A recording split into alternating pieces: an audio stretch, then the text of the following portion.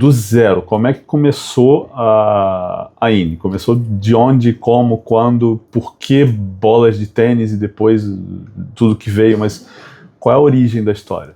A história começa quando eu e meus sócios, que trabalhávamos e trabalhamos ainda com uma empresa de logística, vendendo serviços, quisemos também fazer parte do mundo dos produtos, né? A gente via nossos clientes trabalhando com produtos e a gente, com uma experiência de Ásia, resolvemos estudar melhor esse mercado. E aí, porque o tênis? Porque além de todos nós sócios jogarmos ou termos jogado em algum momento das nossas vidas, a gente sabe, né, que os produtos do esporte tênis são e sempre foram muito caros. As bolinhas, especialmente, elas têm uma alta taxa de reposição, é um produto que desgasta, você tem que sempre comprar. E partiu daí a nossa ideia, né? Um produto que a gente achava que a gente teria condição de desenvolver de maneira boa, com qualidade, mirando ter um preço legal para conseguir entrar no mercado, e partiu daí, né? Então a gente achou uma fábrica e a gente resolveu comprar 200, 300 caixas, não me lembro agora, para testar, para entender como que ia ser, com um plano de canais digitais, né? E conhecendo pouco, quase nada do mercado e das pessoas, mas sempre sendo amantes do tênis e do esporte no geral. E acabou que a gente vendeu. A gente, em Mercado Livres da vida, essas plataformas aí, o negócio foi saindo, né, com uma atração devagar, mas foi. E aí chegou um momento que a gente falou, vamos comprar mais? Vamos comprar mais. E aí a gente comprou mais uma quantidade parecida, um pouco maior, e seguiu vendendo. E acontece que nessa segunda compra, os produtos vieram um pouquinho diferentes do primeiro lote de compra. E a gente ficou preocupado, falou, putz, talvez não seja esse o melhor fornecedor, o melhor produto que a gente consiga desenvolver. E a gente começou a olhar bastante para o lado do fornecimento também, como melhorar a qualidade. E as vendas foram crescendo, esse trabalho de tijolinho por tijolinho começou a acontecer, e aí um belo dia ligaram no escritório uma pessoa que se interessou em representar a INI, fazer vendas, né? E é o Sandro, né, que é nosso representante até hoje, e o Sandro foi responsável por mostrar ao mundo do mercado do tênis brasileiro pra gente. A gente aprendeu muita coisa com ele, e desde quando o Sandro começou a trabalhar com a gente, além dele ter colocado nível de vendas em outro patamar e ser responsável por vários tijolinhos colocados nessa parede, ele ensinou pra gente que o modelo de negócio que a gente tinha pensado no início não é o mais aceitável pelo mercado naquela ocasião, quase 10 anos atrás, em que a INI estava nascendo. E a gente foi ajeitando, né, o modelo de atuar, entendendo como o mercado gostava que as marcas atuassem, principalmente as marcas novas, entrantes, que têm muito pouco poder de estar em lojas, né? Tem que ir conquistando isso, construindo, e o Sandro teve um papel muito grande nisso. E isso aconteceu no mesmo momento em que a gente melhorou e acertou a estabilidade da produção das bolas. Então a gente chegou na qualidade que a gente queria e a gente conseguia fazer isso num preço que o mercado entendia como muito bom. Deixa eu só puxar um pouquinho mais atrás. Claro. Essa primeira encomenda que vocês fizeram de 200, 300 caixas lá atrás foi em que ano e quanto tempo vocês levaram para vender essas caixas? Foi em 2018 e a gente deve ter levado uns 6 meses, mais ou menos, para vender todas essas caixas. A segunda compra foi mais rápido, porque você já tinha uma presencinha de mercado ali e tinha preço, né? Porque a gente não estava carregando nenhum nome grande, A gente é dono da própria marca, fomos nós que criamos, então até aquele momento a gente não tinha que pagar royalties para ninguém, né? Porque a INI foi criação nossa, e a gente conseguiu ir achando o nosso espaço no mercado. Aí depois do Sandro, a gente entendeu que o mercado das lojas físicas era o que a gente tinha que focar, respeitar e desenvolver. A partir desse momento, novos representantes de vendas foram entrando no time e foi acontecendo um movimento de expansão geográfica, ao mesmo tempo que a gente buscava aumentar portfólio de produto. Então a brincadeira ficou séria. A gente falou, não, deu certo, o negócio é legal, é um negócio que a gente ama e tá dando muito prazer em fazer, então vamos fazer da melhor maneira que a gente puder. E desde então, né, o portfólio de produtos vem crescendo, a gente entrou com uma linha de cordas, depois a gente fez um pouquinho de vestuário nacional aqui para entender como ia começar essa brincadeira, esse novo mercado.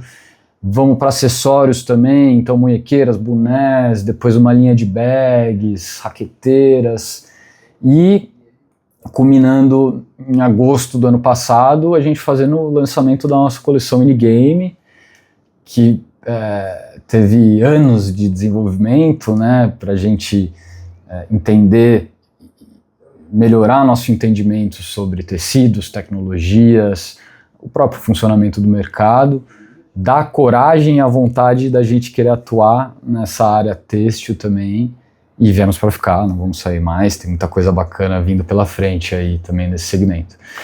Você falou de 2018, 2019 ali atrás. 2019. Pré-pandemia. Como é que vocês passaram pela pandemia? A pandemia pra gente, e eu entendo que é muito, chega a ser, até ser feio falar que a pandemia foi boa, por um lado, pra gente. Porque pelo fato de nós sermos brasileiros e até aquele momento o Brasil ser nosso único mercado, tudo que a gente produzia era destinado para o Brasil. A gente tem uma facilidade, uma experiência logística que vem, né, das nossas atividades anteriores à INI, então a gente tinha produto no mercado. Se você fosse numa loja, na pandemia, quando eles começaram a abrir as academias, falando que o tênis é um esporte muito seguro, pelo distanciamento e tudo mais, você precisava comprar material. Você ia na loja, não tinha as marcas renomadas, antigas, que a maioria, né, que são todos nossos concorrentes, todos com mais de 100 anos de vida, essas marcas não estavam mais na prateleira, porque não chegava. Que essa grande marca precisava priorizar o mercado original dela, ou o maior mercado dela, e o Brasil é uma relevância muito menor, né, dentro desse cenário global. Mas a INI é brasileira, e a INI estava lá. Então as pessoas se viram obrigadas a ter que experimentar uma marca nova, que a gente como tenista sabe, né, a gente gosta daquele grip que você usou a vida inteira, daquela bola que você usou a vida inteira, jogou na mesma quadra a vida inteira. Sim. Então se muda alguma coisa, te tira da sua zona de conforto, e o tenista prefere se preocupar com outras coisas ao longo do jogo, né, e não com o tipo de material, etc. Mas eles se viram obrigados a ter que provar uma bola nova, um material novo. E o resultado percebido por nós depois disso foi que a experiência desses tenistas não foi mal, porque houve recompra. As lojas, inclusive, começaram a comprar cada vez mais. No mesmo tempo em que a pandemia foi diminuindo de intensidade ali, então as pessoas começaram a voltar a sair de casa e encontrar outras pessoas, as nossas marcas concorrentes voltaram a trazer produtos para o Brasil, preencher prateleiras Brasil afora aí, só que a gente tinha criado uma certa atração que fez com que essa barreira de preconceito com uma coisa nova, uma coisa brasileira, caísse. Não é que é boa a bola mesmo? E olha só que surpresa grata, ela é mais barata do que o que eu estou acostumado e está entregando tanto quanto ou mais. E foi assim que a gente cavou nosso espaço e vem cavando, né, com essa estratégia de oferecer produtos com muita qualidade, entendendo o bolso do tenista, do esportista, entendendo qual deve ser a relação de custo-benefício de um tipo de material como esse, né? Então, voltando ali para a pandemia teve um papel importante na história da INE, mas o grato foi ver que, passado uma condição de escassez de material, a INE seguiu bem posicionada no mercado. Inclusive, os anos da pandemia foram os anos que a gente teve maior share no mercado de bolas, e hoje a gente vem correndo um pouco atrás para ultrapassar esse nível que a gente já esteve e sabe que dá para ir além. Eu queria que você contasse a história do nome INE, claro, e da arara. Aliás, ontem eu estava almoçando com uma amiga minha, jornalista, e falei que vim aqui conversar com você, e contei essa história. Aí ela perguntou, porque INE, palíndromo e tal. Eu falei, o palíndromo e o outro nome que eu não lembrava, que era de cima para baixo, de baixo para cima. Eu nunca lembro esse nome também. E eu contei para ela a história da arara, e mostrei, né, no logo como é que fica. Conta essa história. Vou contar, eu vou pegar um tubinho aqui para me ajudar na explicação. Bom, quando chegou o momento de trazer produtos para o Brasil, a gente precisava rotular, né? A gente não ia trazer um tubo transparente e achar que o mercado ia aceitar isso. Então, precisávamos criar uma marca, precisávamos de um nome, precisávamos de uma identidade. E INE nasceu porque a gente tem muitas teses para defender e a gente amou esse nome, que sim, é um palíndromo, então você lê de frente para trás, de trás para frente, da mesma maneira. E o legal é que de ponta cabeça o efeito também é o mesmo. E na época, uma empresa que está majoritariamente disponibilizando bolas, não importa a posição que a bolinha para na quadra, INE sempre será lido. E a gente se encantou por isso e achou que era uma veia muito legal para ser seguida. Ao mesmo tempo em que a gente gostaria de não deixar de trazer no nome um pouco do Brasil, que é o que nós somos, o que nos orgulhamos. Então, a gente pensou em chamar a marca de arara lá atrás. Só que a gente ficou com medo de, sonhando grande, de isso virar um arara e não ser tão legal lá na frente, a gente tem que passar por um reposicionamento, um rebranding cedo, que não era a ideia mais legal. Mas mesmo assim a gente quis trazer o negócio da arara, e que por sinal é um palíndromo também. Você lê arara de trás para frente igual, e a gente trouxe ela aqui, né, nesse pequeno logo. Todo mundo bate o olho e acha que é uma bolinha de tênis, também uma bolinha de tênis, mas tem um biquinho e um olhinho aqui da arara que simboliza um pouco do nosso Brasil e do que a gente gosta de fazer nesse país. Deixa eu... Além disso, INE é uma palavra simétrica. Então, o tênis também é um pouco simétrico, né? Você passa a rede no meio da quadra, você tem exatamente a mesma coisa de um lado, exatamente a mesma coisa do outro. E o legal é que a bola é sempre in, tá sempre dentro. Então foi um pouco disso que culminou no nome, na marca, e um pouco dos valores que a gente carrega.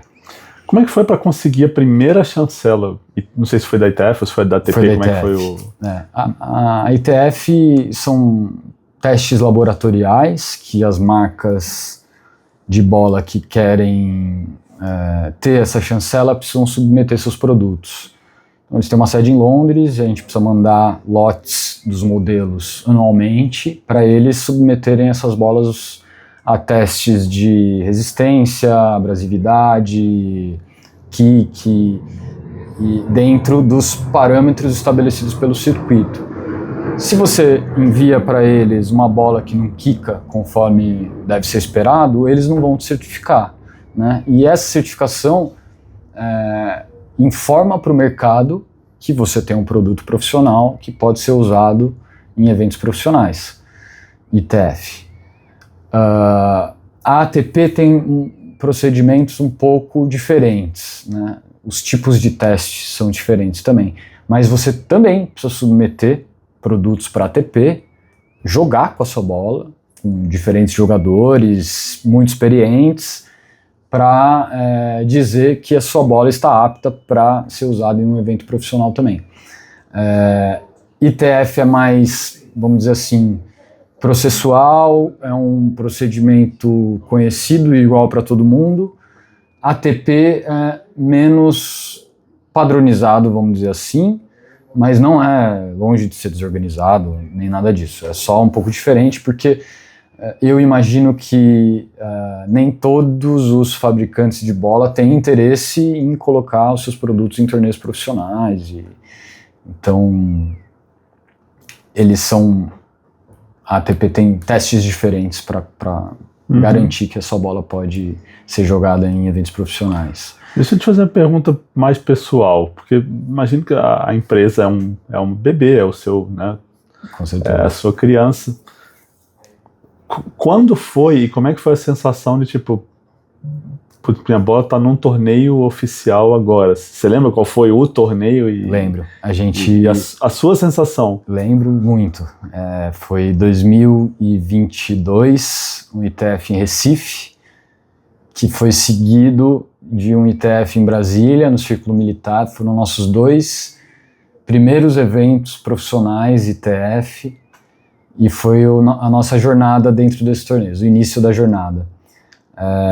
A partir daí a gente começou a apoiar e patrocinar mais eventos ITFs, e depois a gente entrou no nível dos eventos ATP, principalmente com os Challengers que acontecem aqui no Brasil.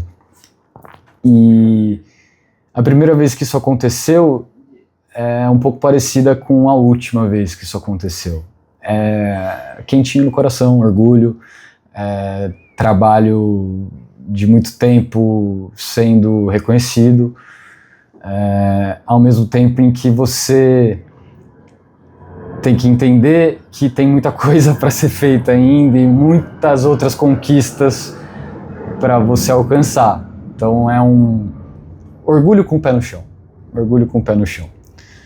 E depois que a gente começou a participar desses eventos profissionais, a gente começou a se ver mais inserido no mundo do tênis profissional e acabamos conhecendo muita gente, né? O Alê, inclusive, mas atletas profissionais, outros organizadores de eventos, outras entidades do tênis, e a gente vai se apaixonando pela comunidade, a gente vai vendo que essa comunidade é formada de pessoas que têm um interesse comum, que é muito bom, que é promover o esporte e querer que muitas pessoas joguem tênis, que quem joga sabe que é maravilhoso, né?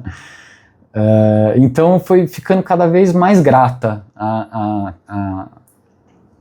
o desenrolar da história da INE. A gente vai conhecendo mais gente, vai ganhando mais presença, vai ganhando mais experiência e vai ficando um pouco mais orgulhoso assim também do caminho que a gente vem traçando. Você meio que já respondeu, mas eu ia perguntar a importância de estar no torneio para o business da INE. Posicionamento, né? É um pouco daquilo de mostrar para o mercado que o nosso país é capaz de produzir e desenvolver produtos com qualidade igual ou melhor essas marcas centenárias que estão aí,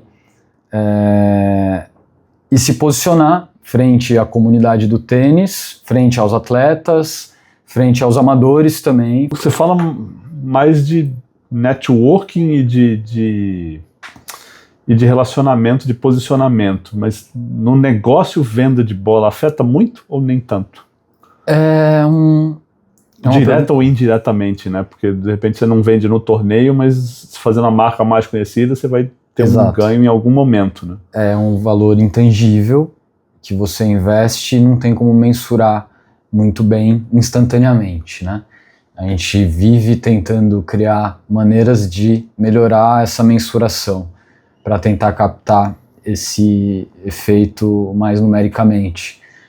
É difícil, mas a gente sabe que estar nesses eventos é relevante para se posicionar e sim, vai impactar em vendas no final do dia, mesmo que não seja instantaneamente. Por exemplo, a semana do Challenger de Curitiba, nessa mesma semana não vende mais Zine, mas a gente percebe uma curva de crescimento pós-evento que é decorrente de você ter estado lá e ter mostrado o valor da sua marca ali. Você lembra um momento ou o timing da coisa de quando você chegar e falar, vamos expandir, tipo, não vai ser só bola, vai ser camisa, bag, raqueteira. Quando começou isso? Começou quando a gente entendeu que o negócio ficou sério, que a gente tinha uma coisa na mão que se a gente lapidasse de uma maneira decente, com uma estratégia boa e depois descer taticamente fazendo a coisa certa, a gente tinha uma coisa muito boa na mão, que precisava ser cuidada. E a partir daí a gente traçou a estratégia. Queremos ser uma marca de tênis brasileira com uma linha completa, atender o tenista dos pés à cabeça.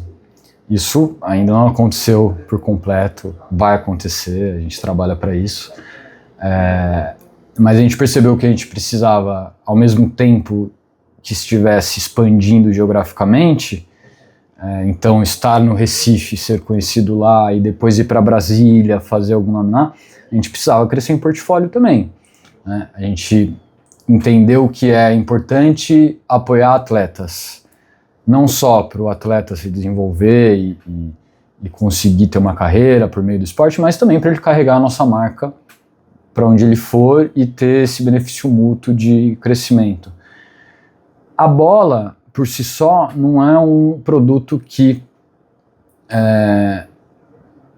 te permite muita exposição. Ela é indispensável para o tênis, mas vamos dizer assim, uma das últimas coisas que as pessoas olham, né? Se eu tô vendo o jogo, eu não sei qual é a bola. Exato. Eu tô vendo Montreal, eu não sei qual é a bola. Exatamente. Agora, cordas, por exemplo, é uma coisa que se vê mais, porque os jogadores pintam a marca da corda, né? As camisetas é o que mais se vê, os tênis, né, os calçados, são propriedades muito boas para aparecer na televisão, etc. E a gente precisava começar por algum lugar, né? Sair da bola e começar a expandir o portfólio. A gente escolheu as cordas porque a gente entendeu que era um mercado que ainda hoje é muito pulverizado e seria um pouco mais fácil você cativar um certo grupo de clientes e depois carregar esse cliente ao longo da vida dele, tenística. Com corda é mais devagar do que com bola. Talvez porque a gente não tenha tido um episódio que obrigou novos usuários a experimentarem a nossa corda, ela demora um pouco mais para tracionar. Mas vem crescendo, segue crescendo.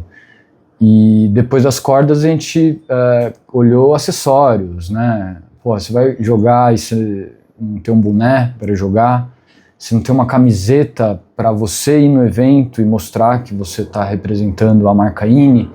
E a partir daí a gente começou a mergulhar mais a fundo nos materiais que o tênis exige que tenha, né?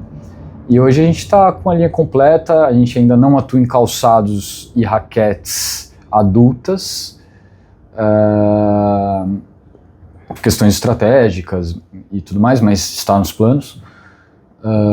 Mas todo o resto da linha temos, né? Inclusive debutamos em raquetes esse ano com as raquetes infantis da linha Guguinha, que é a parceria que a gente já carrega ali com o grupo Guga já tem 3 ou 4 anos, se eu não me engano, que é algo que a gente se orgulha bastante também. E sempre de olhos abertos para o que o mercado está pedindo, como a gente pode melhorar o que a gente está oferecendo, seja em termos de qualidade ou em termos de preço, óbvio, e novos produtos que que a gente está sempre antenado e o setor de desenvolvimento não para aqui, está sempre bem atarefado. Sei que vocês não vou te pedir spoiler agora, porque vocês têm que. Eu estou vendo aqui fora do escritório a coleção, né, a próxima coleção. Conta um pouquinho como é que é o desenvolvimento dessas peças, o processo de escolher cores, tecido, quem faz, como é que faz, quanto tempo leva. O processo de escolher cores e tecidos é decorrente um pouco do que está acontecendo no mundo em termos de tendências, em termos de tecnologia, mas também é um alinhamento que a gente tem que ter de tudo isso do mundo externo com a estratégia dentro da empresa. Então, se o mundo está tendenciando a cor vermelha e a cor vermelha não faz parte da nossa estratégia, não é que a INE vai basear uma coleção inteira na cor vermelha, né? Então parte daí, unir o que está acontecendo no mundo com o que tem que acontecer dentro da empresa. Depois disso, você tem que ter bons profissionais que, além de ter um profundo entendimento da sua estratégia e da sua empresa, também do mercado, para conseguir fazer essa associação entre esses dois mundos. Depois, a gente precisa escutar a nossa comunidade. Então, a gente chama atletas, parceiros e fala, Dudu Ribeiro, o que você quer numa bermuda de tênis? O que te faz falta numa camiseta? Qual o tipo de mobilidade que você está buscando? Essa camiseta está muito pesada? Está muito leve? Quantas vezes você lava essa camiseta quando você está no circuito? E, sabe, são coisas desse tipo que precisa ser mapeadas para a gente conseguir colocar um produto que supra as necessidades deles.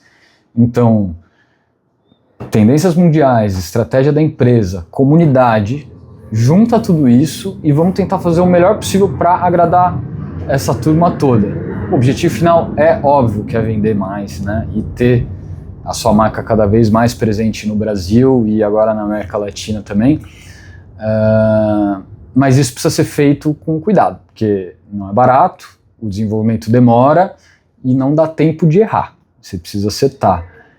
E para a gente ter mais chance de acerto é justamente ampliar o envolvimento das pessoas que estão ao nosso redor e são referência no esporte ou nos esportes e vão trazer um entendimento maior para a gente do que o mercado busca e como melhorar o que já existe. Faz parte do nosso aprendizado aqui também, né? A gente aprende sempre, cada coleção aprende uma coisa nova e pretendo que seja assim para sempre. E as peças, elas são desenhadas aqui, feitas na China, feitas no Brasil? Como é que é esse processo? As peças são desenhadas aqui no Brasil por brasileiros que têm entendimento dos corpos brasileiros, das modelagens que o brasileiro gosta, que veste melhor e que está mais acostumado. A produção é internacional, é na Ásia. Gostaríamos muito de conseguir fazer algo 100% nacional, mas a gente esbarra em custos e tecnologias, mas não é algo escrito em pedra, não é... O mercado brasileiro segue se desenvolvendo também e eu tenho plena confiança que a gente vai conseguir ter cada vez mais produção doméstica. Já que a gente entrou nesse assunto Brasil, me diz o que é o mais difícil de empreender no Brasil? É meio que um mantra. Eu não sou empreendedor, mas todo empreendedor fala: o Brasil é difícil, tem imposto, tem burocracia, tem isso, aquilo. Acho que é uma pergunta também que... São duas perguntas em uma. O que é mais difícil de empreender no Brasil e o que é mais difícil de empreender especificamente na área do esporte? Eu acho que a resposta quanto ao Brasil, sim, carga tributária é ruim, às vezes não é claro, às vezes tem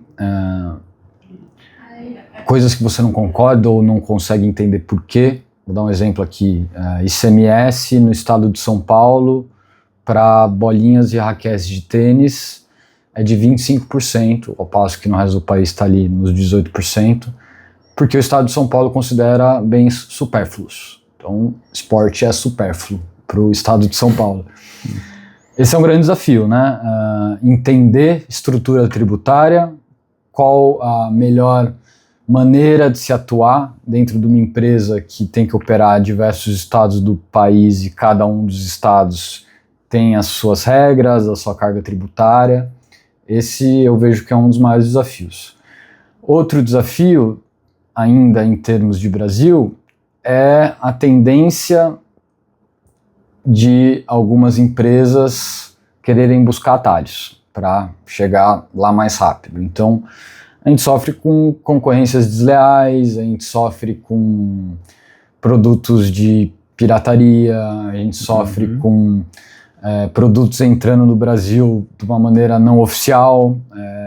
Tudo isso afeta quem está tentando trabalhar de uma maneira correta. Não só a marca, a distribuidora, mas os lojistas também, que estão dando expediente todo dia ali para tentar ganhar o deles e nem sempre acontece da melhor maneira.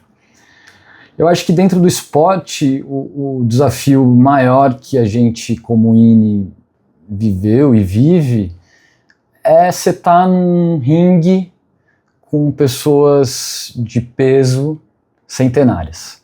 Então, uma marca nova, jovem, sem credenciais, entrou no mercado e está querendo ser vista e ouvida. E o tênis tem um público bem fiel a marcas e, né, e a hábitos e tudo isso, né?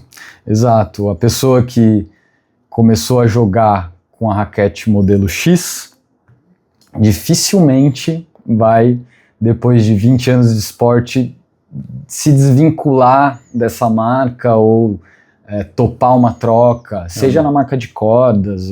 É o meu caso, eu uso a mesma marca de raquete há 20 anos. E é totalmente compreensível, porque se você se preocupar, né, o tenista se preocupar em todo jogo, todo treino, se concentrar em aprender sobre os materiais que ele está usando, ele deixa de se concentrar no jogo, ou na mentalidade dele, ou nos golpes.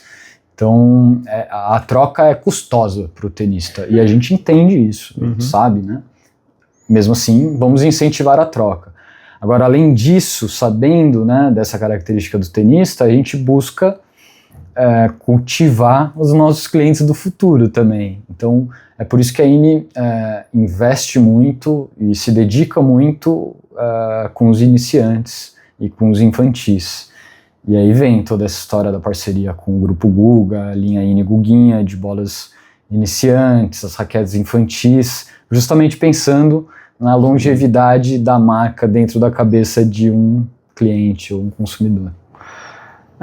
Teve um momento de virada na história da INE, tipo, alguma coisa que, nossa, aqui deu muito errado, o trabalho que eu fiz parece que vai acabar, que vai embora e vocês precisaram fazer algum ajuste para, vamos botar isso no trailer de novo. Teve isso?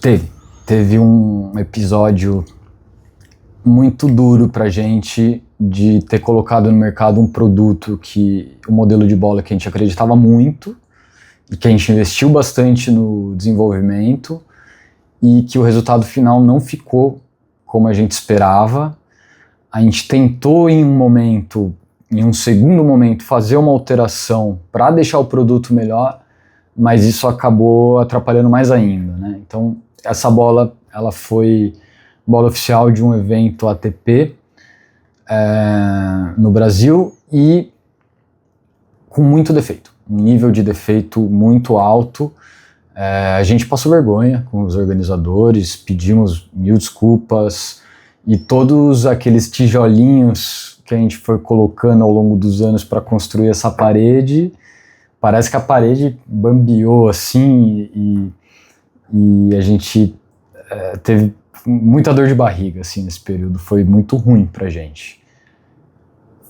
Nesse momento a gente viu que tinham coisas que precisavam ser mudadas, em termos de fornecimento, em termos de onde produziremos, qual o nível de qualidade que a gente vai fazer questão de ter, né? Não vai embarcar produto que não tiver dentro do esperado. E tivemos que correr atrás do prejuízo reputacional, né? Além do financeiro, claro, mas o maior é o reputacional para uma marca jovem que está tentando nascer e ser vista. E fomos mudando e aperfeiçoando processos e produtos para nunca mais ter que incorrer nesse tipo de erro de dor de barriga. Estamos expostos a acontecer, que isso aconteça de novo? Sim, né? Faz parte da vida, faz parte do risco que a gente assume quando a gente coloca um produto novo no mercado, mas cada vez mais melhorando processos para evitar que esse risco seja grande, cercando. Você chegou num ponto que eu queria chegar, que é quando você tem um produto que vem de fora, como é que você faz o controle de qualidade disso? Ou pelo menos como é que você minimiza o risco de que algo vai dar errado? Você visita a fábrica, você, não sei, como é que isso é feito? A visita da fábrica é indispensável. Deixa eu só explicar por que eu fiz essa pergunta, porque bola especificamente não é um negócio que, por exemplo, você vai importar, você vai ter, sei lá, calçado. Você pode chegar, quando você recebe uma remessa de calçado, você pode abrir uma caixa por vez e olhar, tá tudo ok, tá tudo ok. A bola vem pressurizada, você não tem como saber até abrir a lata. Perfeito. Então a minha dúvida é essa, como é que existe um controle de qualidade de um produto que você não pode testar antes de chegar no cliente?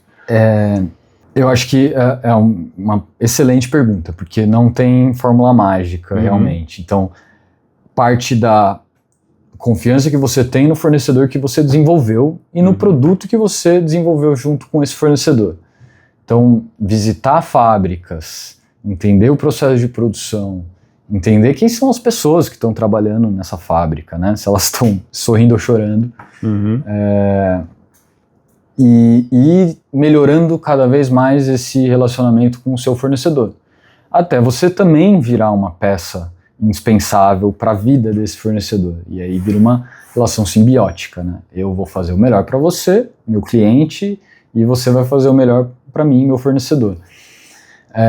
A partir daí, entra numa relação natural de fornecedor e cliente, né? Olha, fornecedor, tive um lote que teve problemas. Vamos revisar o processo e tentar identificar onde está tendo, ao longo do processo, um problema que está causando um nível maior de defeito. Vamos lá, vamos investigar e vamos melhorar. E negocia compensações, né? Olha, estamos com um problema no modelo tal. Vamos buscar, então, tentar mudar um pouco o produto para readequar ele e evitar que haja esse tipo de defeito. O desenvolvimento do produto não para quando o produto está pronto, né? Ele segue tendo que ser desenvolvido e cada vez melhorado. É um pouco disso, mas eu acho que, respondendo objetivamente sua pergunta, é confiança no seu fornecedor e como você desenvolveu o relacionamento com ele. O nível de detalhe quando você vai produzir uma bola, você escolhe o tipo de borracha, você escolhe o tipo de como é que é? Feltro, fala? Sim. Você tem essas opções todas e como é que é isso junto ao fornecedor? A gente primeiro entende o que nosso mercado busca, o que já está disponível para o mercado, em termos de tipos diferentes de bola, e a gente tenta trazer algo que a gente acredita que vai ser melhor ou ocupar um espaço que não existe ainda nas prateleiras. E aí sim, vamos escolher o feltro apropriado para jogar em Brasília, ou a borracha, a dureza da borracha mais apropriada para jogar nível do mar. E o Brasil é um país continental, tem nível do mar, tem lugar muito alto, tem lugar muito úmido, tem lugar muito seco. Então aqui é um ambiente o Brasil é um ambiente que permite que exista vários tipos de modelos de bola, com feltros diferentes, borrachas diferentes. O nosso papel como desenvolvedor de produto é tentar atender essas necessidades, criando produtos que as pessoas vão falar, puxa, esse aqui encaixou perfeito para o meu jogo, para a minha cidade, para o meu oponente, competidor, trocamos bola pra caramba e foi uma delícia. Objetivo cumprido. Entendi. Só tem mais duas perguntas aqui. Uma é o seguinte, toda vez que eu faço uma entrevista com a marca, alguém me pede um contato. Com quem que eu falo? Tem um atleta aqui que de repente busca patrocínio. Como é que é o processo da INE para escolher ou determinar que atleta vai ser patrocinado, o que esse patrocínio vai abranger? Já vai encurtar o meu trabalho depois, que as pessoas me perguntam isso, mas como é que funciona para vocês isso? É muito duro, Ale, porque você tem que dizer não para um monte de gente que você gostaria de poder dizer sim. Dizer não é horrível, né? E às vezes você tem que falar um não para uma pessoa que precisa muito, que faz diferença. E às vezes você não pode, porque não está no budget, ou não está dentro da estratégia, ou, enfim, N razões. Mas muitas vezes você pode também. E muitas vezes você quer fazer e às vezes não precisa nem que ninguém saiba, né, que te faz bem. Não tem uma regra clara, tá? Muito do momento, da empresa, da estratégia para aquele ano, de quem é a pessoa e como a INE avalia que a ajuda, ou apoio, ou patrocínio que vai dar para esse ou essa atleta vai influenciar na carreira dela, no resto dos patrocinadores que ela pode chamar atenção. São muitas variáveis que a gente olha e óbvio que a gente sempre tenta colocar mais gente possível para dentro do time e ajudar todo mundo que a gente gostaria, mas não dá. Eu vejo que, né, hoje tem um ambiente com muitas marcas do tênis e poucas marcas fazem esse tipo de trabalho. Não que tenham, que são obrigadas a fazer, mas uma marca que se predispõe a ajudar alguém, seja vestindo essa pessoa, você já está abrindo uma porta gigante para esse atleta bem vestido ser visto por uma outra empresa que eventualmente tem mais grana, e ela está lá bem apresentada, falou, alguém já olhou para esse atleta e quis vestir, então eu vou olhar também. E às vezes é só isso que a gente consegue fazer, mas do ponto de vista do atleta já é legal, já é relevante. Às vezes a gente consegue ir um pouco mais além. Tem várias instituições filantrópicas que são apoiadas pela INE e a gente vê muita coisa legal acontecendo, né? Puxa, o aluno do projeto tal realmente gostou, seguiu e agora entrou no circuito juvenil e está fazendo a transição. Isso aí é maravilhoso, a gente olha isso e fala, putz, olha que legal, né? Fizemos um pouquinho ali, fez a diferença e não custou muita coisa pra gente. É duro você querer pegar todo mundo e ajudar todo mundo, mas ao mesmo tempo a gente tem que ser muito criterioso para conseguir continuar fazendo, porque se o bolso tem um limite de profundidade, né? Se a gente desrespeitar esse limite de profundidade, a profundidade dele vai ficando cada vez mais rasa. Para terminar, qual é o que tem no horizonte da INE? Onde é que, no seu mundo maravilhoso, na sua cabeça, onde é que a INE vai chegar? A INE vai ter a linha completa de vestir o tenista dos pés à cabeça, inclusive com a extensão das mãos, né, a raquete adulta. A INE vai ter calçados, a INE vai ser uma marca latino-americana, já estamos na Argentina, estamos no Chile e vamos reforçar cada vez mais nossa pegada na América Latina e a partir daí também olhar para outras regiões do mundo. Queremos ser um patrocinador maior e mais relevante dentro dos torneios nacionais e os maiores torneios do país, tal qual o Rio Open. Queremos ter atletas top 10 que vão ajudar a colocar a marca também em outro patamar de visualização e queremos fazer diferença no mundo do tênis, ser lembrados por termos feito coisas bacanas para a nossa comunidade, para o mundo brasileiro do tênis. E eu acho que esse é o nosso maior objetivo, assim, de ser relevante no que a gente faz e tentar buscar uma diferença. A gente gosta muito disso aqui.